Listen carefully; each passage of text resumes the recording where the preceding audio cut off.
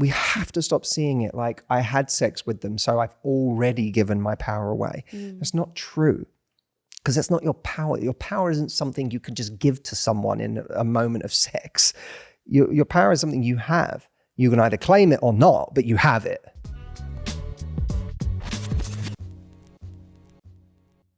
Welcome back to the Love Life podcast with me, Matthew Hussey, and Audrey Hussey opposite me.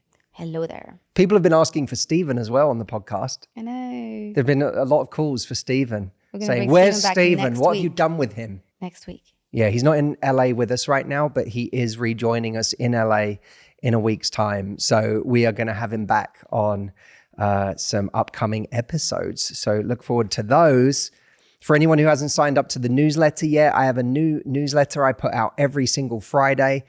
I spend quite a lot of time on this thing, and I really want you to experience it if you haven't already. If you enjoyed the Love Life book, if you like my writing, then you'll love this because it's me writing my fresh thoughts every week It's like to a you. blog. Yeah. It's kind of like a blog. It's like my private diary entry once a week. It is a bit like your private diary entry. Yeah, it's a part of me you don't get anywhere else. And a lot of people prefer reading to watching videos or listening to us yammer on the podcast. Yammer. So if you want to join that, go to the3relationships.com. That is the number 3, the3relationships.com, and sign up.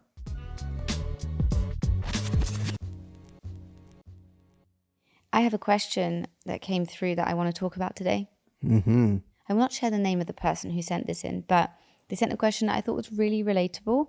And I was wondering what you thought about it, Matthew. She said, "Can you speak to the male psychology behind sleeping together? Why do men withdraw so quickly even though they seem so smitten on the date?" Ooh. Why the hell do you do that? What, me personally? Your My gender. kind. Look, I think the really pessimistic way of looking at it is like men only want one thing. They're just trying to manipulate you into bed. And then once they've got what they want, they're not interested anymore. And there's, of course, a percentage of guys who are like that. But I also think that there's a lot of guys who, on some level, might even find themselves carried away with their own. They could be on a date and find it hard to separate how much of what they're saying and feeling, how smitten they're coming across, for example, how much of that is to do with how much they really like the person in front of them versus they're just attracted to the person in front of them. So pause there a second, because I think it's really interesting. Is it the case, and I'm not, I am generalizing in this instance because obviously men and women, it's not just one size fits all. There's plenty of women who will act, in the same way that this person is describing. There's also plenty of men who, would get really, really hurt if they slept with a woman and she said she wasn't interested. So it's not, it is not one size fits all, but there is definitely a phenomenon because a lot of people reach out to us and they say, I was seeing this guy, it was going really well. He was really interested. And then when we slept together, he pulled away. Or when we slept together, he stopped showing interest. Or he actually didn't want a relationship. He was kind of talking in all sorts of ways before that. When you just said something that I want to pick up on, which is men not necessarily in those moments knowing whether or not they're truly interested in the person or whether they just basically want to sleep with them. And that being the driving force behind all of their interest. So can you speak to kind of what sex means to men in the early stages of dating? And again, we're generalizing here, so just caveat this by saying we know this doesn't apply to everybody, but just to that kind of situation. What does sex mean to men in early dating? I don't think sex means nothing to all men. I think it would be easy to draw a stereotype like sex doesn't mean anything to men, so don't think that it does, because you'll get yourself in trouble that way. You'll think that them having sex with you has some special meaning or creates a bond that it doesn't. That isn't true of all men. Some men absolutely value sex really highly. And for them, the idea, like sleeping with someone is a very mean. I've got friends, people immediately come to mind, who I know sex means a great deal to. And for that reason, especially if they like someone, they're not necessarily rushing into bed with that person. And if they don't like someone, they're probably not trying to get into bed with that person in the first place. I do know guys like that. I also know plenty of guys for whom sex means absolutely nothing, where sleeping with someone for them is like a cup of tea. It's like A cup of tea. What? You know, you have to elaborate on that. Sorry. What the hell do you mean by a cup of tea? you fancy a cup of tea, but you don't. It's not, I don't know that you think of a cup of tea as like particularly meaningful, unless you're Eckhart Tolle, in which case it's deeply meaningful. Everything is meaningful. A universe is contained within a cup of tea. But if you're the average man, well, not even the average man, I think there's a decent proportion of men for whom sex is just like, you know, it's a hunger, it's a desire, a thirst to be quenched. And then, you know, Pete Holmes in his book, Comedy Sex God, talked about masturbating to porn and how, you know, that feeling that he got after orgasm was to kind of almost be like, you know, what am I doing? Like, where am I? What's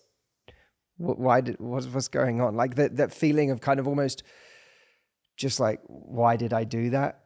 You know, that there was this, it felt so important before the fact. And then after orgasm, it was like, oh God, I just want to close this laptop now and, you know, get out of here and go on with my day. And I think that can happen for a lot of people with sex, where there's even Esther Perel talks about it, this like desire a lot of people have, men and women, to immediately separate after sex. Like a lot of people feel that urge. And I think people can especially feel that urge if they don't have a real emotional connection with someone. What the effort that they were putting in was driven just by a desire to have that need met, have that thirst quenched. And then once it is, there's this desire to separate because it's a kind of like, I don't know this person. Who are you? What am I doing here? Yeah. How do I get out? Like I don't mean that harshly, but I think that's a very common urge for a lot of people. No, I think it is. I heard once, which I thought was really interesting, which is kind of what you're saying, that in the same way, I suppose it speaks to your cup of tea comment, in the same way that you might get hungry or be thirsty or, you know, crave something like that. Sex to a lot of men is almost one of those needs where there's just no emotion really behind it. It's like just being hungry and wanting to go and eat something. Where I suppose some women too, I think it can happen for some women too. Of course, some women yeah. have that relationship with sex. I think, and I totally agree. And I think the reason I'm honing in on men in this particular way is because this was asked by a female listener, and also we do get a lot of women who talk about, you know, this kind of pattern that seems to happen in dating where men put in all of this effort and then they pull away once they get sex. We don't really hear that from men. I'm not saying it doesn't exist, but I want to speak to that specific issue. And of course, there's a lot of that, you know, I hear from guys in the gay community that experience that with other guys, where for them, sex means something. So men are the problem, I'm joking. Yeah. And they are encountering guys for whom sex is, you know, certainly on the surface meaningless, or in the way they're having it meaningless. And, you know, they're struggling to find a real relationship because they're coming across a lot of people for whom that intimacy doesn't seem to mean a lot beneath the animalistic urge. So how do you protect yourself? This is my question, because I think I agree with everything we're saying, but I just think it's really, really confusing because, you know, when you're in that moment where you are on a date with someone, they are sort of talking about the future and being like, oh, my mum would love you, or stuff like that. I'm making this up. It's the kind of shit that people say. And, you know, they say all these things and they're so familiar. And, you know, maybe like there's an element of being familiar with you with other people that they're meeting when they're on a date and joking around, all this stuff, which makes you go, oh, maybe it is safe to sleep with this person. You then decide they really like me, and I'm gauging the fact that they like me on the fact that we've been on 4 dates, that they're saying all these things, that they're acting in this way. So I feel comfortable enough to sleep with them. Meanwhile, the moment you do that, it's almost like Jekyll and Hyde. Next day, you're not getting as many messages. They pull away. They're no longer interested. How do you protect yourself from that kind of behavior? Well, you can't account for everything in life, right? Like I would say there is a difference between you go on one date with someone and you go home with them and then they suddenly go cold. That to me is like kind of in a way the one extreme end of the spectrum. Not that I think that sleeping with someone on night one is extreme. I'm just saying like that's one end of the spectrum where you're really taking your chances because you have no idea this person's intentions or whether they really want more. You're taking a massive chance that they've really gotten emotionally connected to you in that night. Yeah, and you're treating sex in a casual way by having it with somebody that you've not had any of those conversations with. Therefore, well, you may not be thinking you're treating it in a casual way. I think that's what's interesting is you may go on a date with someone and after 4 hours or 5 hours, you may feel very bought into this person. You may be quickly buying into this story that, oh my God, this is something incredibly special. And even though I wouldn't normally have sex with someone this quickly, something about this situation feels really right. And so I think it's entirely possible for someone for whom sex does mean a lot to tell themselves a story in a very short space of time. for sure. That allows them to go and do that. But that's a very dangerous thing to do because you're assuming that other person is bought into that story in that same way, and they may not be. Mm-hmm. There's more and more, I would argue, responsibility on the part of the person who is leading you down a path emotionally. Yeah. And continuing to see you and, you know, make you feel very invested. If their intention is to just get to that point so that they can sleep with you and then move on, then there's a share of, I don't know if we want to say blame, or there's a, you know, you kind of, on some level, you have to acknowledge that you have played a part in someone's pain, they're in someone's deceiving hurt. you. They're in that way, I think, a little bit. There's a deceit to it because there's not an up. No, because When I hear deceit, I think the part of that sometimes this is where I have to be really careful because I feel like I don't want the responsibility always has to be on us to be like, do I want to do this at this stage? And am I okay if nothing comes of this? Am I okay with doing it at this stage? I think we have to empower ourselves to say that because otherwise we're taking away our own power. And I don't think we should ever give someone else that power.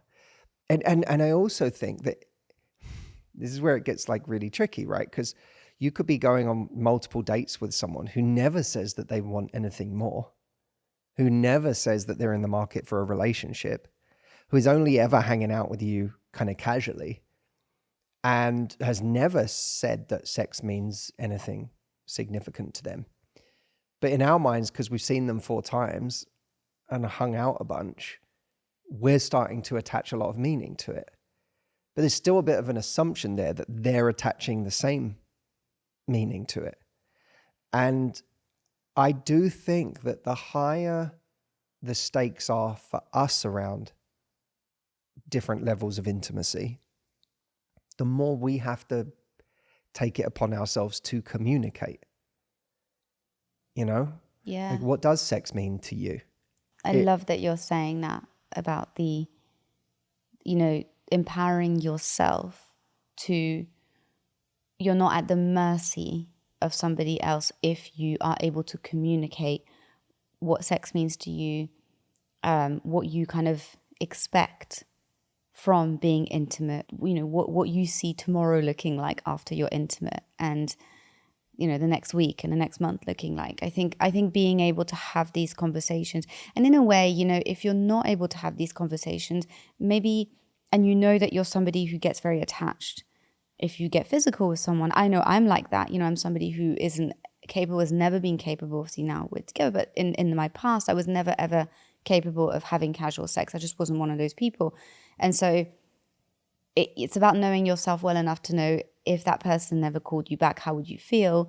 And if the answer is I would be devastated, but I still don't feel comfortable enough to have that conversation, then maybe I shouldn't sleep with them, because that's not a gamble I'm willing to take. And I love what you said about, I think it's so, so important about empowering ourselves to recognize that we can make those decisions. Yeah, and it's a funny thing, isn't it?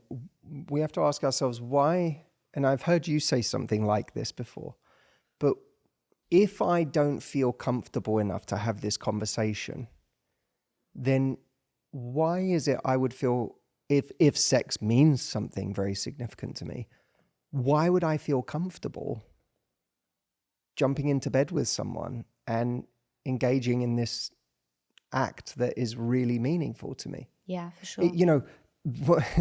There's a weird I think paradox to that, right? Like, I'm not comfortable enough to have the, they do get carried away. That's absolutely right. We all do, in moments, and it's exciting, and you just really like someone, that you're more likely to get carried away and be like, oh, I wouldn't have done that if I wasn't swept up in something. Yeah, but that's where I think, again, accountability. We have to have an incredible level of self-awareness around how has this made me feel in the past? When I just get swept away, what are my emotions the next morning? Yeah. The next day? How does it make me feel? And if the answer is it doesn't make me feel good, it makes me feel anxious, it makes me feel like I wish I had clarified our intentions beforehand, or I wish I had clarified with this person what sex means to them. If that's been the answer 9 times out of 10, then it's not going to have a different answer this time around. Yeah. And that self-awareness can make us go, oh yeah, I know it's like drinking, right? It's like at a certain point in life, a lot of us realize that there's a moment where we're drinking where we might have got swept away into the 3rd or 4th or 5th drink. And there's a certain drink that it tips over into, I'm going to feel terrible tomorrow. You're really good at that. We'll go out for drink. We don't drink very much, but when we go out and we have a few drinks, I'm like, let's have more. And you're like, you're one drink away from having a hard time tomorrow and being too drunk tonight. And I'm always resentful in the moment, but the next day I'm like, oh, thank you so much. Yeah, I don't have the same ability with food. I haven't developed the same ability with food. I still will overeat and then go home and regret it. So but I am good with that and alcohol. Yeah, you are. But when you do that enough times, and there comes a point where you're like, how do I feel afterwards? Like, I think that life is made up of those things. What, when I do it, after I've done it, makes me say, I'm so glad I did that. And what, when I do it after I've done it, makes me say, I wish I didn't do that. And if you pay attention to those things that after you've done them make you say, I wish I hadn't done that, even though in the moment you really wanted to, the feeling afterwards can be your guide. The feeling that you're trying to avoid afterwards. We had a woman on our retreat who said that when she started being able to say no to people for sex on a first date, which historically she hadn't done, and she would always wake up feeling, I wish I hadn't done that, even though in the moment she felt like she wanted to. Afterwards, when she started saying no, she would wake up and be like, oh my God, I'm so glad that I did that. And again, I don't want, this episode has nothing I'm saying has anything to do with like whether it's good or bad to have sex with someone. There's no just judgment. Knowing yourself. It's just knowing yourself. Some people are okay with it and other people aren't. And I think, we just have to know where you fall on that spectrum. I have a question for you though, because I think I'm hearing all of this. I'm like, great. But there's 2 things that are coming out to me. The first one is, it seems on the outside anyway, looking in, that there are some men who know that they're never wanting anything intentional with you, who are well aware from the first date that they are never going to want to be in a committed relationship with you, yet they never disclose that. They continue to kind of soft love bomb you and show interest and do all those things. And there is a kind of like unspoken thing where I think they know that if they were upfront about that, then they would lose out on the opportunity to sleep with you. So they're not upfront about it. Do you think that's fair? Do you think that happens a lot? Because it seems from the outside looking in as a woman, and I know this listener who sent in this question, I know exactly what she's feeling. It does feel that way. I think for guys that do that, I think there is a level of evolution that a mature person with a high degree of empathy should reach, where they say, you know, look, if you meet someone at a bar and you end up going home together, do I think that you need to tell that person beforehand, just so you know I don't want a relationship? No, of course not. If you've been seeing someone for multiple dates and you know you don't want anything, and it's quite clear to you that they are dating with intention, do I think that you should mention to that person that that's not what you're in the market for before you have sex with them? Yes.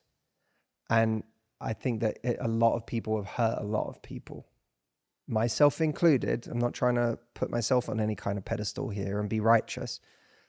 You know, I've hurt people the same way in my life.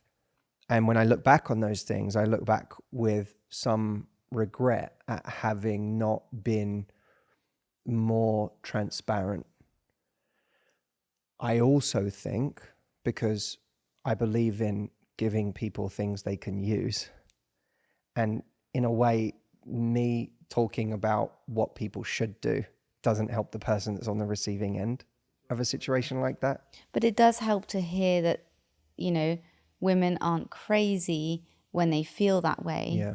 And that they are getting a completely different version of someone on a date versus afterwards, because it can make you feel crazy, right? You're like, you know, so I think it does help to hear that it's not in our heads. No, I certainly don't think it. Yeah. I would never say it was in No, someone's I'm not head. saying you did, but I'm saying yeah. I think it's actually going to be helpful to people to be like, thank you. Mm-hmm. You know, some people do that, as you say, who not necessarily terrible people, bad people, whatever, just people who aren't evolved and who are, quite frankly, being selfish. And yeah, I think it comes down to, look, there's clearly a level of manipulation that's much more insidious. Yeah. Where you're pretending you want something you don't just to get to that point and so on. But, you know, I write about in the book, the much more common type of person is the avoider, is the person who just won't bring up the fact that, you know, they don't want a relationship because they know that there's a high chance it will affect whether that person sleeps with them.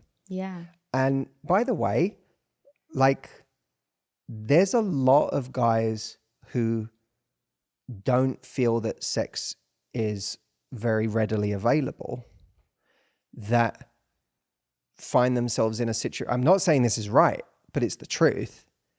Who feel like if we described for some people, sex is like a hunger that they want to satiate, and they're the kind of person that doesn't get a meal very often, then that person has to have a high degree of integrity to find that they're in a situation where they can have sex with someone, and they're now going to potentially blow it by saying, just so you know, I don't want a relationship. Just so you know, I'm not looking for anything. Because in their mind, they're like, I don't know when this could happen again. Yeah, but don't get another person involved in that, because then the other person has to recover from the fact that they were used. I'm not saying it's right. Yeah. I'm just saying that's what you're dealing with. Yeah. Like, none of that is right. Mm-hmm. It's but just, that's the world you're living in. And the reason I'm saying that is because it behooves everyone who is being intentional in their love lives to take it upon themselves to communicate what things mean to them, what they want, and under what kind of assumptions they are moving forward. Mm-hmm. And I don't think most people are flat out liars.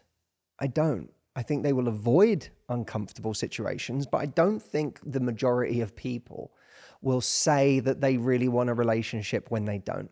I think that's such a good point. And I think you have to be ready to find out in an elegant way where somebody stands, where the person in front of you stands in terms of wanting a relationship and whether, what they want in life right now. You said something that I just really want you to say here, because I remember when you said it to me, I was like, oh my God, that's so interesting. This idea of never assuming that sex is going to make somebody like you more. Can you speak a little bit to that? Because I think again, generalizing, and I know I'm generalizing, but I do think I can speak for myself here, and I know a lot of other women, this person who's written in, sex makes you more attached. So if you sleep with someone, you actually feel closer to that person, you feel more invested in that person, and it does solidify maybe, if the sex was good and you feel connected and you had a great time on top of it and you like this person, it makes you feel more connected to them. That's obviously how a lot of women feel after sex when they're being intentional.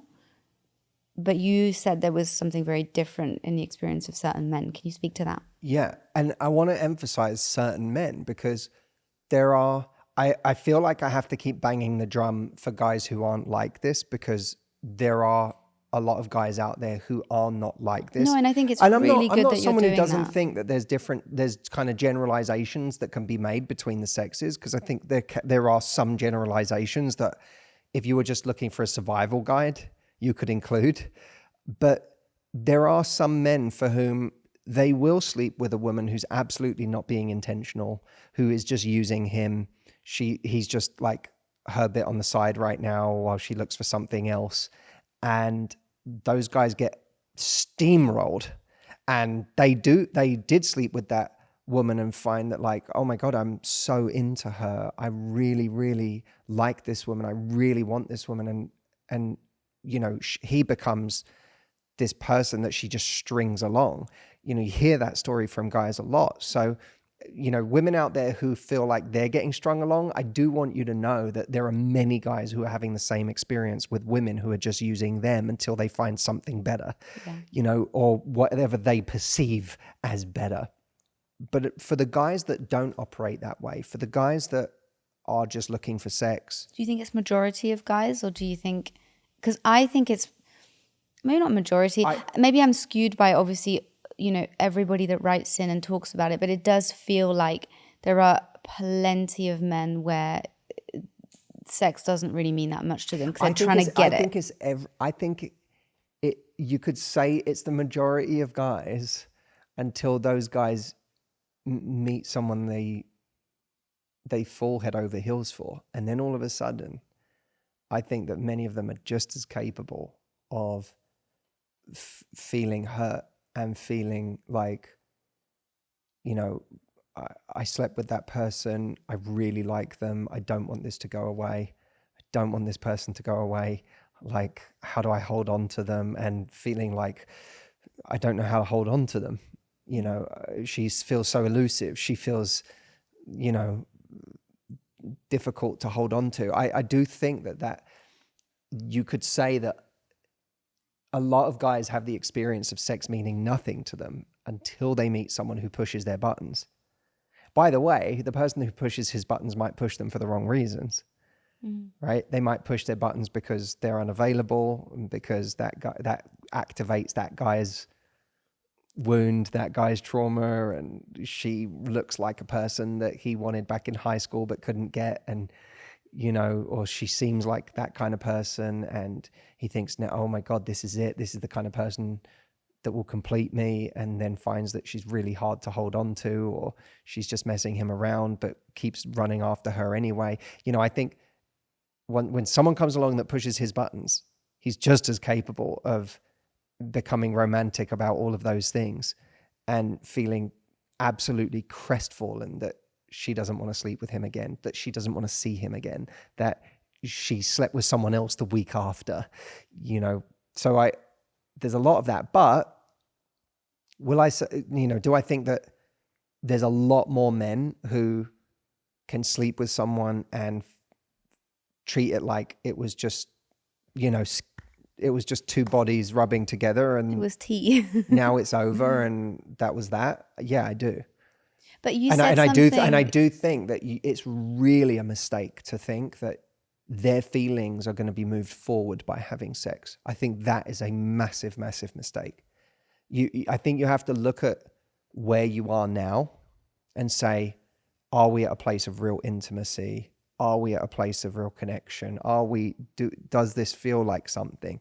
Is that validated when I talk to them? Yeah, it's almost like sex is supposed to solidify a pre-existing connection, not create a connection. Yeah, exactly. It's just an organic progression of a connection, but it absolutely shouldn't be taken to be the thing that will create one. Yeah. And it's why we have to be the ones communicating in a very open way. We have to be a little bit more proud of our relationship with these things instead of hiding it and being like, oh, but what if it scares them away? Or what if I show that sex means a lot to me and I just, you can be honest, like be real. I'm not, if this is true, you can say, hey, look, sex means a lot to me.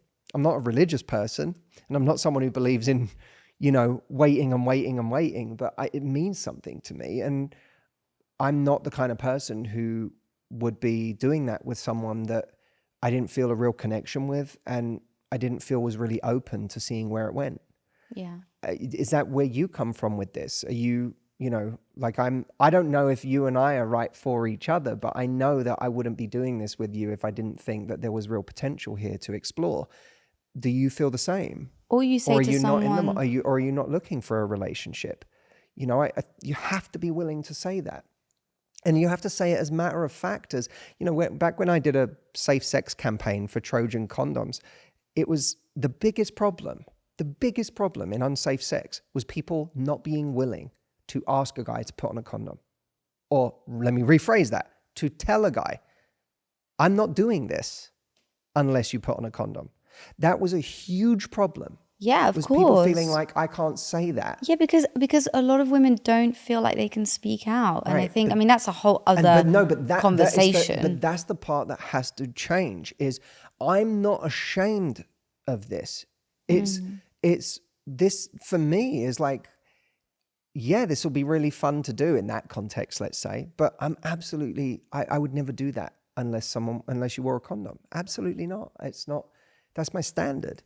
I think something that's also a good way of saying it, if again, this is something that speaks to you, for a lot of people, it won't be necessary for them, but something that I think is quite a useful thing that you can say is before you get intimate with someone, you can express that you don't feel comfortable sleeping with someone who's also sleeping with multiple people. Mm-hmm. Therefore, as much as you want to do it, you want to wait until you actually feel like, you're both going, oh, this could kind of be something. Let's focus on each other. I love that. And I think it's a really that's great way of completely fair enough because, a lot of people, like, again, I am of the opinion that I wouldn't feel comfortable when I was single to sleep with someone who was sleeping with multiple people. And that is because it just wouldn't sit right with me and would make me feel uncomfortable. And so I think that is absolutely fine to communicate. And the people who are turned off by that, by the way, are not people who are being that intentional. And people who are being intentional will actually be that, what you just said,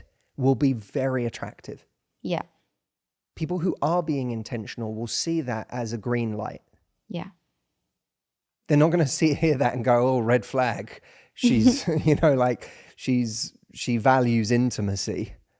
They're going to hear that and go, oh, wow, I really respect that. And she's being highly intentional and she's brave and she's confident and she knows what she wants. She's not saying it. It's like nothing you just said is aggressive. Nothing you just said is like comes across as high maintenance. It literally just comes across as someone who values this thing. It's special to them. What you're comfortable with, yeah. Yeah. And again, feel like we've done a lot of this, but, you know, this won't speak to everybody, because there'd be plenty of women out there who are like, I don't feel like I need exclusivity before sleeping with someone. And that's totally cool. I think you just have to go back to what you were saying. Be honest with how you feel and where you are and what you will feel if this person disappeared tomorrow after sleeping with them, and then make your decision based on that. And if you don't know and you want to find out, communicate. And by the way, even if you don't need exclusivity before sleeping with someone, if you're one of those people you just talked about, remember, you can reset the boundaries anytime you want. If you end up saying to someone, hey, look, the truth is I really like you, and I think we have something really interesting, and I don't, you know, if we're going to continue to do this, I want it to be because we actually want to see where it goes, and we're doing it to the exclusion of other people. That is something you get to say after your 5th time of sleeping with someone. Yeah, that's so true. It's not like, oh, I did it now this is what's expected. Because a lot of people feel that, like, don't ever let someone kind of make you feel like they should be entitled to what they've been getting just because they got it already. I love that. And that's another way you hold on to your power, is that you didn't. We have to stop seeing it like I had sex with them, so I've already given my power away. That's not true, because that's not your power. Your power isn't something you can just give to someone in a moment of sex. Your power is something you have. You can either claim it or not, but you have it. It's yours. So at any point, you can say to someone, yeah, we did that. It was fun. Own it. It was fun. I wouldn't take it back. I don't regret it. But if we're going to keep doing this, you know, the truth is I already feel kind of attached to you. I already feel like I like you. If we're going to keep doing it, for me, it has to be because this means something and because we're actually giving this a go. And if you're not there, that's also okay. I enjoyed the time we spent together, but I'm happy to carry on dating, but I'm not happy to do that. Yeah, I'm happy to exactly, still see until each your other feelings until shift. you feel like Exactly. you're happy to just focus on me.